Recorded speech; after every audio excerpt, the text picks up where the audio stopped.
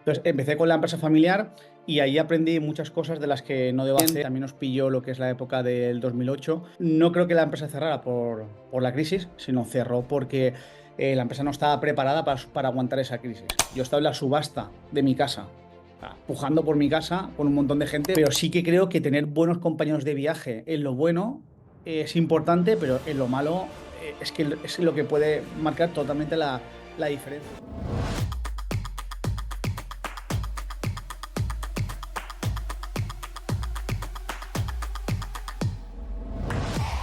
Muy buenas, soy Alejandro Peñas, fundador de Pimeros. Pimeros es una comunidad de empresarios donde nos formamos, nos apoyamos los unos a los otros y organizamos eventos como el que puedes ver en este vídeo. Si tienes una pyme y quieres hacer crecer tu proyecto, visita pimeros.com para saber más. Pues nada, Iván, muchas gracias por venirte a la sesión de hoy en Primeros. Es la primera grabación que hacemos en vía online, aprovechando este mes un poco veraniego. Y nada, la idea es pues bueno, entender un poco tu carrera y tu proyecto. Y nada, muchísimas gracias por unirte. No, gracias a ti, Alejandro, por darme la oportunidad de que me conozca un poco más la comunidad y contar la historia que hay detrás, ¿no? Del proyecto. Muy bien, la comunidad y haremos que llegue un poquito más lejos. Todo lo mejor que podamos. ¿Te parece si arrancamos con un poco tu historia previa al emprendimiento? Que nos cuentes un poquito qué pasó en tu vida antes de lanzarte Mm. a montar empresa.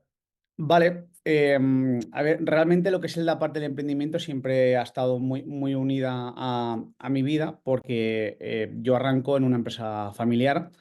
Yo he sido muy mal estudiante, me aburría mucho, me saltaba las clases y suspendía muchas.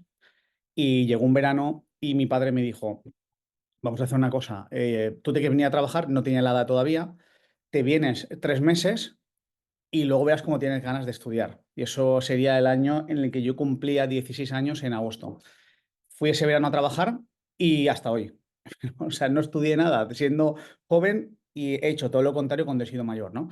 Entonces, empecé con la empresa familiar y ahí aprendí muchas cosas de las que no debo hacer, que una de ellas es pues trabajar con la familia, montar una empresa con 4 hermanos. ¿De qué era la empresa en ese momento? ¿La empresa Era familiar de la una imprenta? imprenta, sí, sí, sí. Bien. Y bueno, la empresa realmente fue una experiencia bastante dura porque nunca llegó a funcionar bien. También nos pilló lo que es la época del 2008, lo que aceleró. No creo que la empresa cerrara por la crisis, sino cerró porque la empresa no estaba preparada para aguantar esa crisis. O sea, la empresa no era fuerte, no estaba preparada. Entonces, ahí se hizo una quiebra que fue un desastre en todos los aspectos a nivel. O sea, me refiero que creo que he vivido la peor cara de lo que puede salir. O sea, si el Vale. emprendimiento te puede salir de muchas maneras, pues creo que esa es la peor, ¿no? Que es el de llegar al punto de quebrar la empresa y perderlo todo y hacerlo muy mal, ¿no? Hacer un cierre muy mal. Y ahí es Has dicho una cosa cuando. muy interesante. Has dicho, Mm. no quebró por la crisis, quebró por no estar preparados porque la empresa no estuviese preparada para aguantar una crisis. Sí, no, totalmente, ¿eh? Porque al final muchas empresas lo fácil es de echarle la culpa al entorno, ¿no? Mira, pues mira, vino la crisis y nos ha llevado por delante. Ya, pues si tú tienes los deberes hechos y tú eres una empresa fuerte, hubieron muchísimas empresas que no cerraron nunca en el 2008, incluso empresas relacionadas con la construcción, ¿no? Que es la parte más afectada que hubo.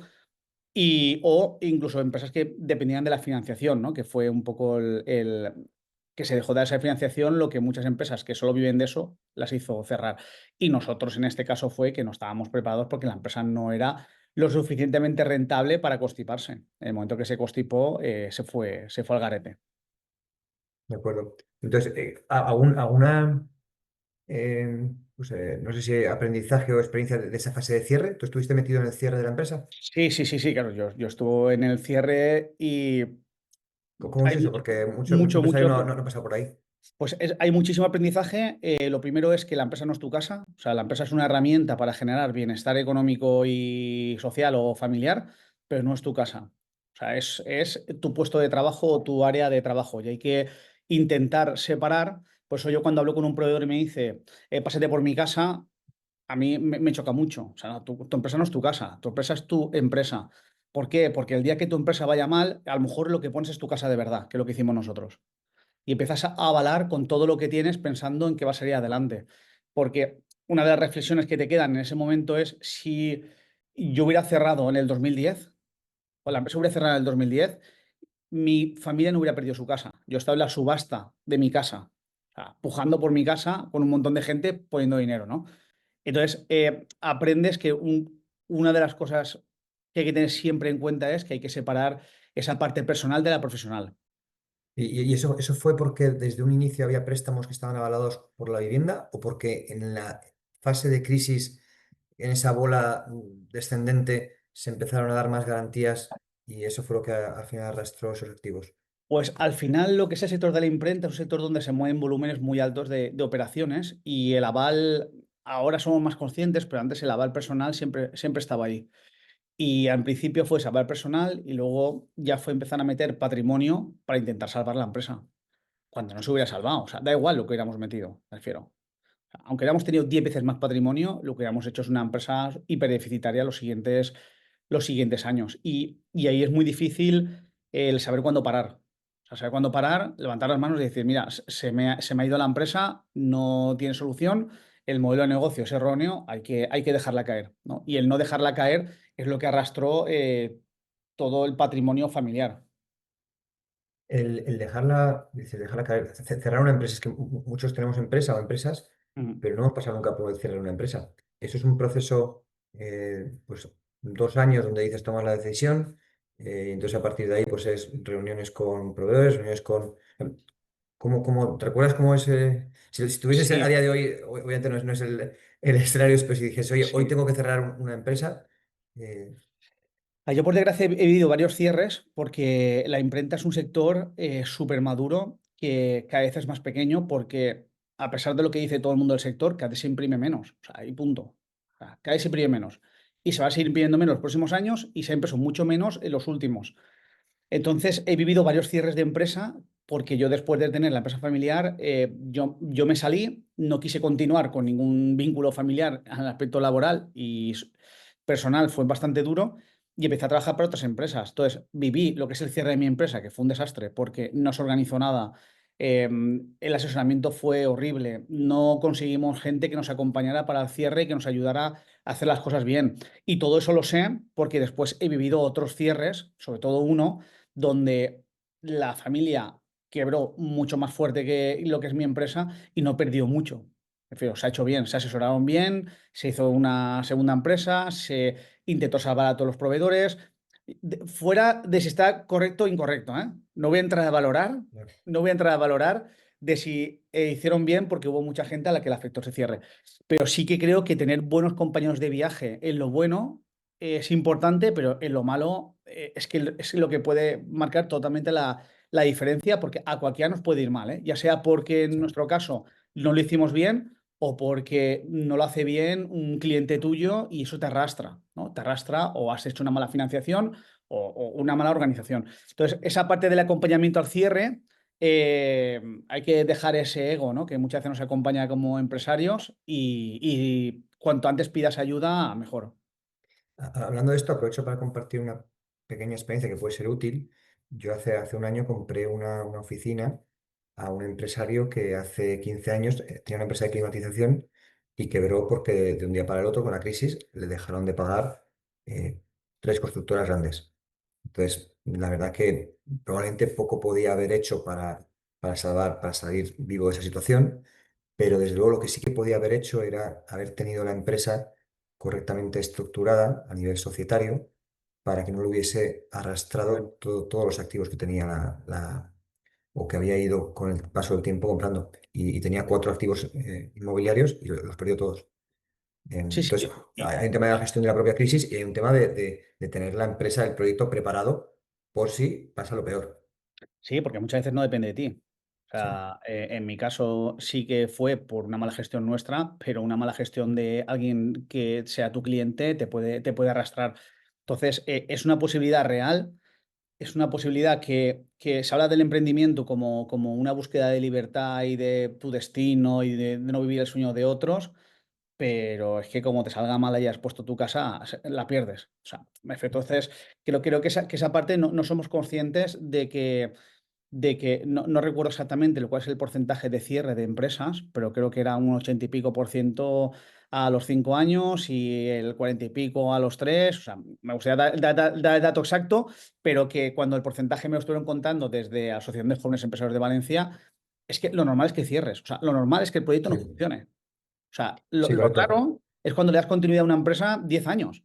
O sea, eso es muy raro. Lo normal es que igual dentro de 3 o 4, aunque tu idea sea genial, por el factor que sea, cierres. Entonces hay que estar preparados y hay que hacer las cosas bien.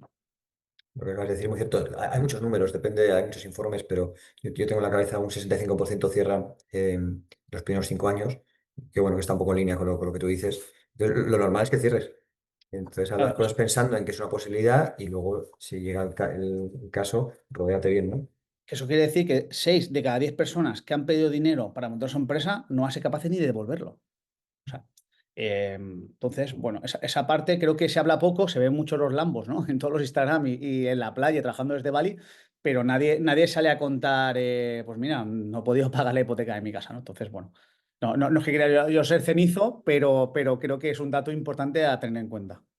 Entonces, tú vives la experiencia de cierre familiar, con eso dices, bueno, yo estoy un poco escaldado de esto, trabajo para otros, ¿no? Que por lo menos, Sí, y aún así vives situaciones similares, yo ¿no? me juro y perjuro que jamás iba a emprender porque a mí lo que me gusta y más o menos me apaño y me ha hecho funcionar estos años es vender, me gusta la venta, o sea, me lo paso bien, disfruto vendiendo y vendiendo, o sea, yo en cualquier empresa, solo con las ventas que tenía, iba a tener un buen salario.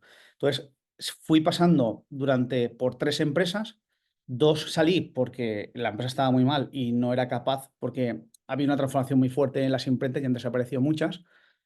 Y llega un punto en el que yo veo que la imprenta, el problema ya no es la empresa, el problema es el sector. Digo, esto está cambiando a toda velocidad. O sea, yo lo que tengo son los clientes. El que era mi jefe me está obligando a vender solo un producto, que es el catálogo, cuando realmente me están demandando que les cubra todas las necesidades que tienen offline, ¿no? Ya sea un catálogo, sea un merchandising, o sea unos vinilos, o sea unos roll-ups, o sea unas lonas. Entonces, ¿por qué? Entonces, en una discusión con el que era mi jefe, me dijo, pues lo típico, ¿no? Si crees que me equivoco, te lo montas tú. Y es cuando con una socia montamos, bueno, empezamos la empresa. Pero bueno, has dicho una cosa también muy importante. A mí me ha llevado también un poco de tiempo el darme cuenta y es que hay muchos factores para que una empresa vaya bien. Tú desde luego que eres uno de ellos, como empresario, emprendedor empresario, pero el sector es una cosa tremendamente importante y que creo que con menos frecuencia de la que deberíamos nos planteamos, oye, ¿estoy en el sector adecuado?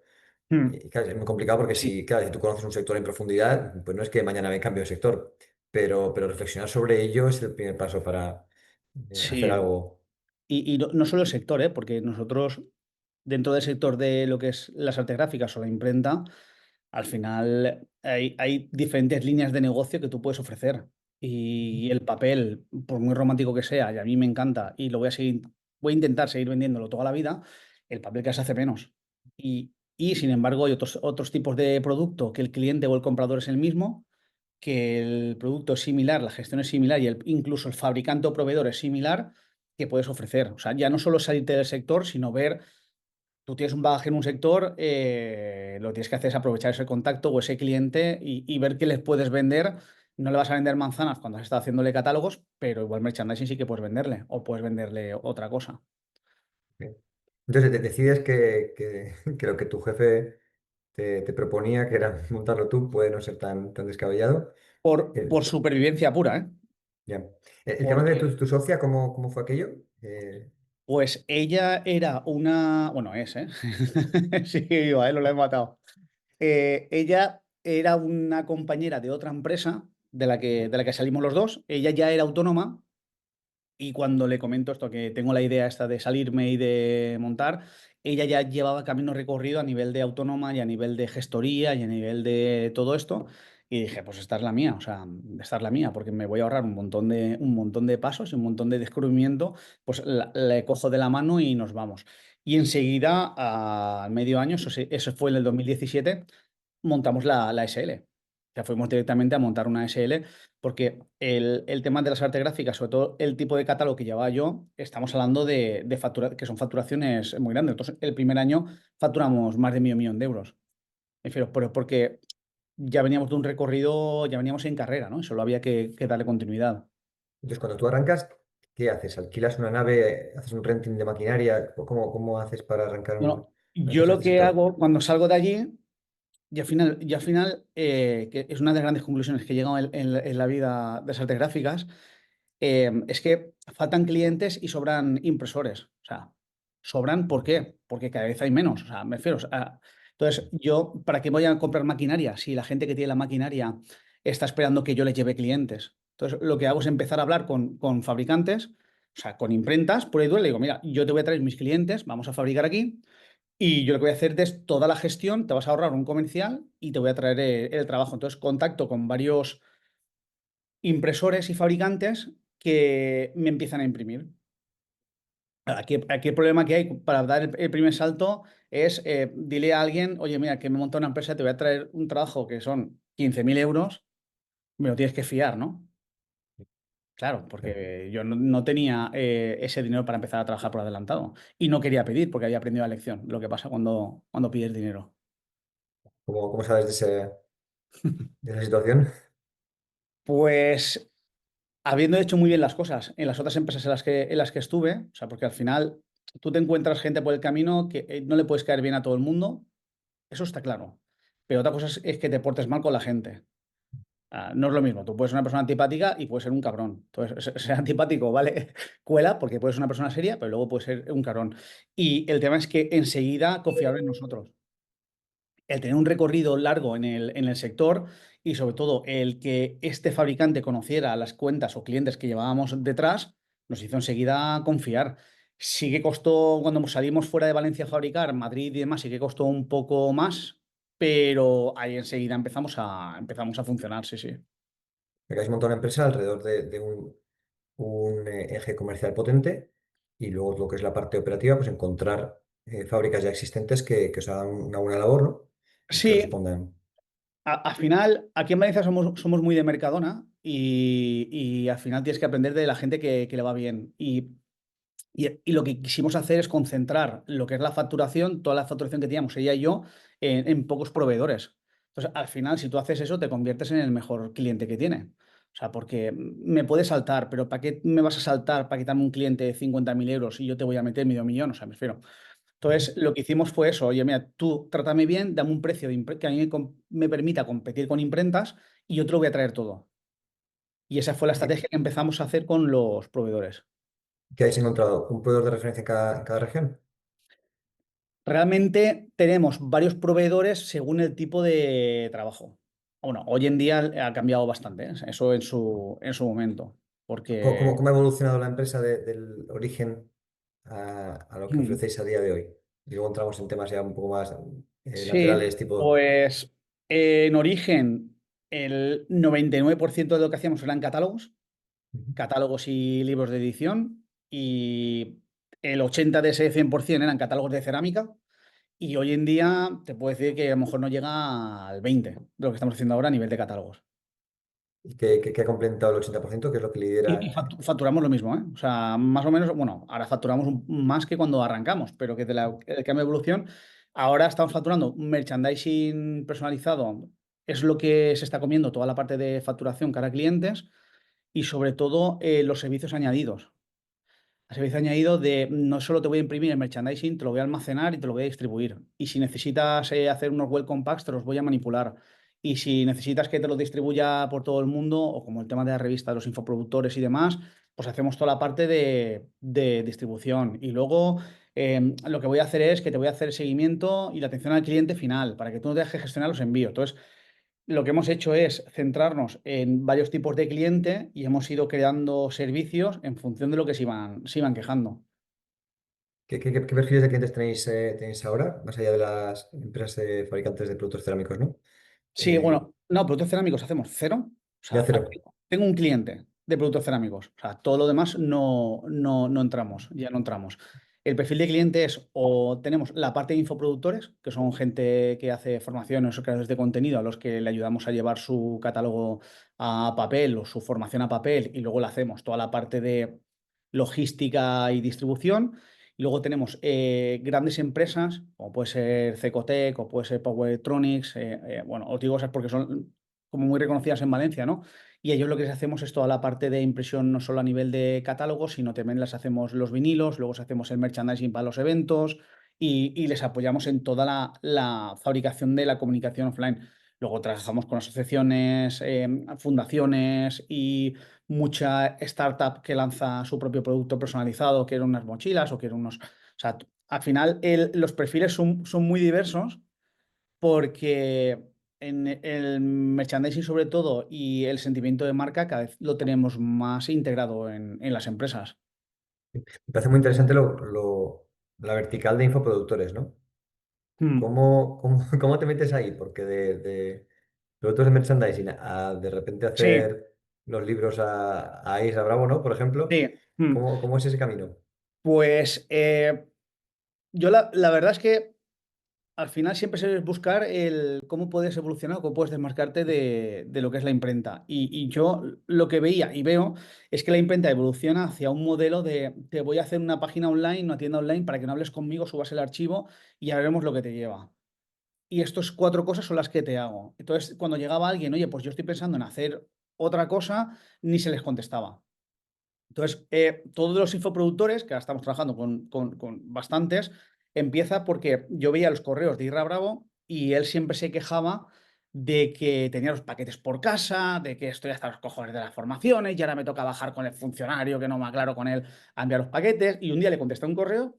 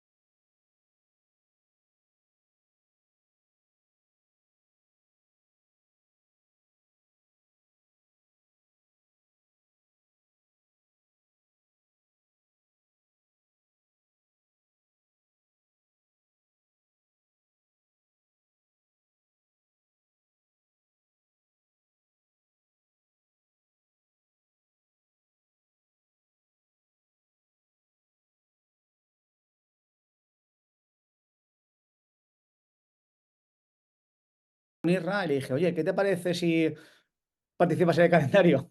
Digo, mi idea es hacer 12 meses, 12 infoproductores y cada uno hagáis un vídeo y luego lo vamos desbloqueando al mes, así la gente que se enganche, luego así os conocéis unos a otros y tal, y empezamos a trabajarlo.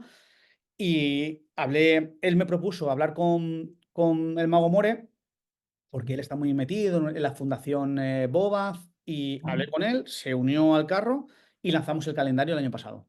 El año pasado fue éxito total porque se vendieron más de 1000 calendarios y eso que por culpa de la dana que sufrimos en Valencia se retrasó más de un mes lo que es el lanzamiento y tuvimos una ventana muy pequeña de ventas, pero la verdad es que fue un éxito total. Un éxito total. Y aparte a nivel personal, a mí me gustó mucho hacerlo porque, joder, vas allí y aportas ahí un montón de dinero a esta gente que encima ellos no me pidieron nada. Fue a través de More y muy bien. La verdad es que ha sido una aventura muy chula. También hay una reflexión aquí interesante y es que hay personas que son referencia del mundo digital en nuestro país y que a veces lo que necesitas es mandar un correo, contestar a uno de sus correos y hablas con ellos.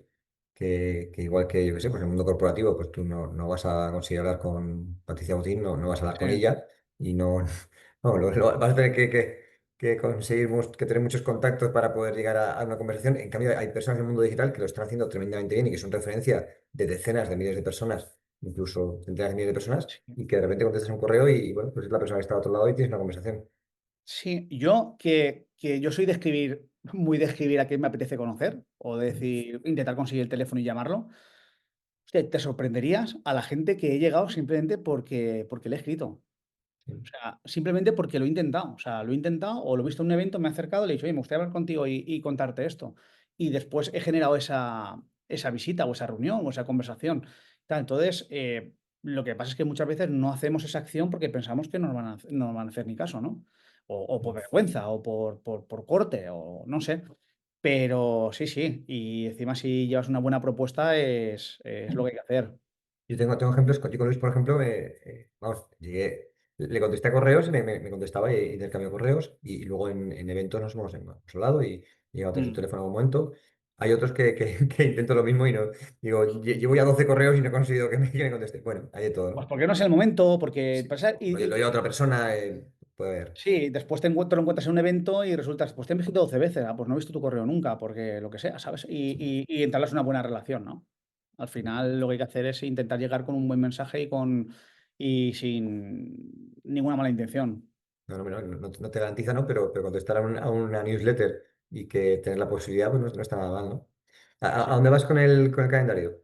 ¿Cuáles son los planes del calendario? Pues el plan de calendario el año pasado, cuando fui a la fundación, porque fui allí a hacer la donación y a conocerlos, yo les dije que no iba a hacer, que no, este año no iba a lanzar calendario, porque el calendario, aparte del año pasado, fue durísimo con el tema de la Dana, porque me metí también en un tema de recaudar dinero, ¿no? De recoger contactos que quisieran donar para ponerlos en contacto con las grúas, porque no se pueden retirar los coches de la carretera. Bueno, fue todo muy, muy duro. Entonces, yo mi intención era no volver a hacer el calendario porque he dedicado muchísimo tiempo, pero cuando estuve allí, vamos, me costó media hora que me convencieran, porque la verdad es que es una pasada, la labor que hacen es espectacular, y cuando les dije eso me decían, "Man, pues habéis vendido muchísimos más calendarios que nosotros como fundación. O sea, no puede ser que no vuelvas a hacerlo este año". Entonces, me animé. Este año lo estoy volviendo a hacer y mi objetivo era no repetir con ningún mes, con ningún infoproductor. El año pasado, pasa que el año pasado gasté ya to- todas las balas 12 que tenía, balas. pero estoy convencido que este año las clases, si no van a ser iguales, van a ser mejores, porque hay gente súper comprometida con la causa y la verdad es que ya he visto en varios vídeos y es una pasada. O sea que este año yo calculo que octubre, principio de noviembre vamos a empezar con la venta. ¿Y cómo va a funcionar para que estemos un poco al tanto? Pues en Que- octubre, noviembre empezaremos con la venta, lo sacaré a través de redes y todos los que están metidos en el calendario, la idea es que ellos en sus propias listas vayan publicitando lo que es la compra del calendario. El calendario, el precio final no lo tengo fijo todavía. El del año pasado costaba 20 euros, de esos 20 euros se donaban 6 porque el resto era para fabricación y distribución. hay costes. ¿Vale? Y este año pues va a ser muy, muy parecido, pero vamos, yo calculo eso, que al principio de noviembre empezaremos con la venta. haremos una preventa con alguna masterclass sorpresa, que seguro que metemos ahí, que seguro que alguien se anima. Y a partir de ahí lo dejaremos a la venta y este año quiero dejarlo a la venta hasta el 6 de enero. O sea, para que se pueda regalar hasta Reyes y luego ya ahí cortarlo. Bueno, aprovecha para compartir los detalles en primeros y Sí, sí, sí, que lo intentemos pondré, hacerte de un efecto multiplicativo. muy bien. Cuéntame, a día de hoy, entonces, en tu proyecto, ¿quiénes estáis trabajando? A Por- día de hoy somos, internamente estoy yo como socio único y dos compañeras. ¿Qué pasó por el camino? ¿Qué pasó con tu socia?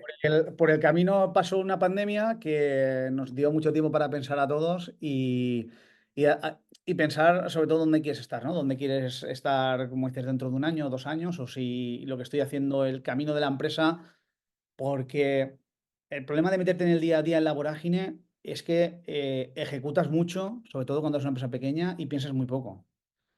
Entonces, de repente llega la pandemia que te obligan a pensar porque tienes mucho tiempo y puedes ejecutar poco y te replanteas toda la situación. Entonces, en la pandemia yo le propuse a ella que se quedara en un rol operativo, yo hacer solo ventas y como no llegamos a un buen entendimiento, le propuse comprarle su parte de la sociedad. ¿Por qué? Porque claro, yo empezar de cero con una SL, yo necesito un historial histórico para poder meterme, o financiero, para poder meterme en esas operaciones, ¿no?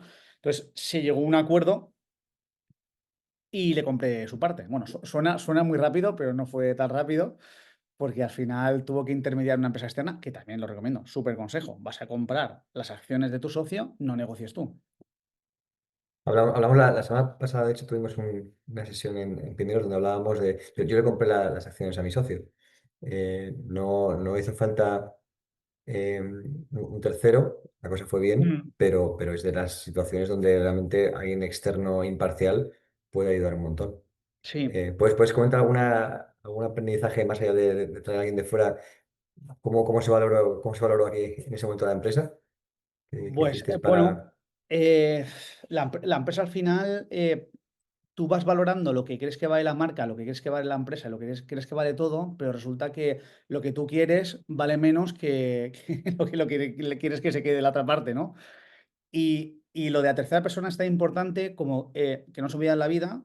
Cuando nos sentamos los dos con él, nos decía, ¿habéis decidido separaros? Sí. Pues cada minuto que pasa, vuestra empresa vale menos. Bueno, O sea, cada minuto que pasa que no estáis separados, que habéis decidido separaros, porque tú no vas a querer vender más para que él no cobre y al contrario, vais a vender menos, vais a trabajar menos, con menos ganas, todos son problemas. Entonces, en el momento que tomas una decisión de separarte, cuanto antes y más rápido lo hagas, mejor. Y ese fue el mejor consejo. Y eso ya reactivó todo y se llegó a un acuerdo bastante duro. Y bueno, pues ahora tengo una muy buena relación con ella, ¿eh? Me refiero sí. que tenemos una buena relación. Una idea que surgió, vamos, que salió de la llamada que tuvimos hace unos días, que puede ayudar, sobre todo si no hay un tercero que te ayude, es que uno defina el precio y el otro defina si compra o vende. Eso ayuda bastante a que una decisión de este tipo sea lo más justa posible, como lo de los niños, que uno corta la tarta y el otro elige el trozo. Algo así puede ayudar bastante. Hay otra, hay otra muy buena, que esa me la contó luego el chico este, que me dijo, cuando está todo bloqueado, tú tienes que poner en un papel, hacer una oferta que estés dispuesto a aceptar. O sea, como diciendo, vale, yo tu parte te la compro por 12.000, pero ojo, con la condición, lo vamos a firmar antes de que si el otro te ofrece 12.000, vendes tu parte, ¿eh?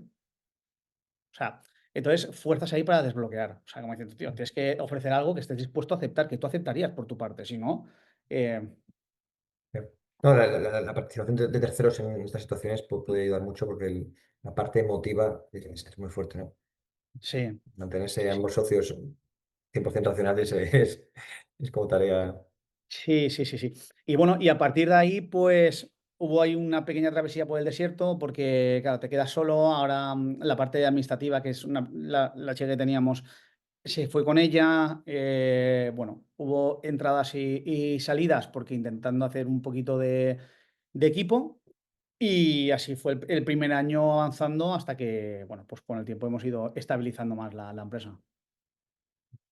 Muy bien. Yo creo que está muy guay el, cómo has ido pasando por tu carrera, Mm. proyecto actual. ¿Nos hemos dejado algo importante en el tintero que creas que deberíamos escuchar?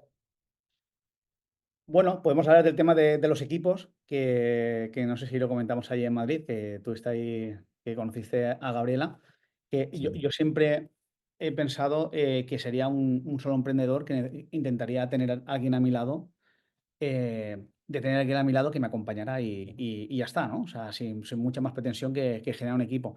Pero yo creo que esto es como cuando tú tienes ese amigo que te dice, yo nunca me casaré, y luego lo ves medio año después y dices, pues me casé la semana pasada. Y dices, hostia, tío, ¿y eso? Porque la conocí, ¿no? Entonces, yo creo que hay veces que las cosas vienen porque vas encontrando en el camino a gente que es lo que te hace crecer en equipo.